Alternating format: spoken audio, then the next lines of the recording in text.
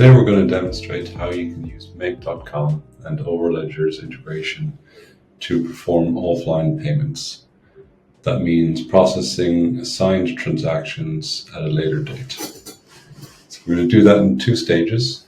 The first scenario we're going to create is for submitting payments, signed transactions, which will be processed later.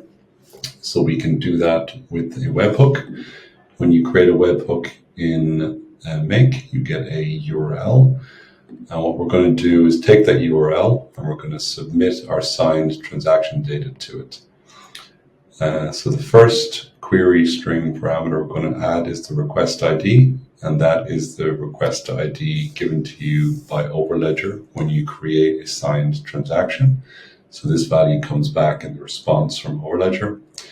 And then the signed data is the actual signed transaction that we're going to be executing. You can read more about those, the signing of transactions on the Make page, sign a transaction, if you want to use that module, or you can read the Overledger documentation of signing transactions. So once we receive that data, we want to insert it into a Make data store, or you can use any other database you wish. So we're just taking the signed data and request ID out of the query string parameters, and we're inserting them into a data store that we've created.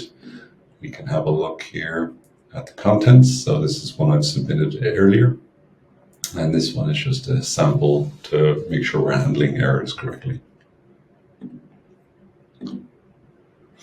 The second stage is then when we want to periodically process those payments. So you can set this up to run on a schedule every few minutes, every few hours, it's up to you.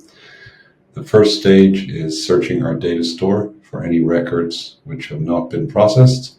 Our data store has an is processed field, so we're going to return any results where the is processed is set to false.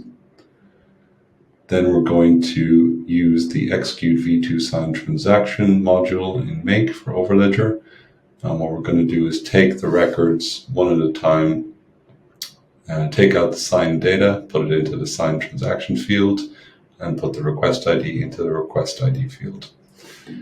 If you run this module by itself and have a look at the results, you'll see it'll return each of the records that are in the database, and it will perform all the subsequent steps for every result that it finds.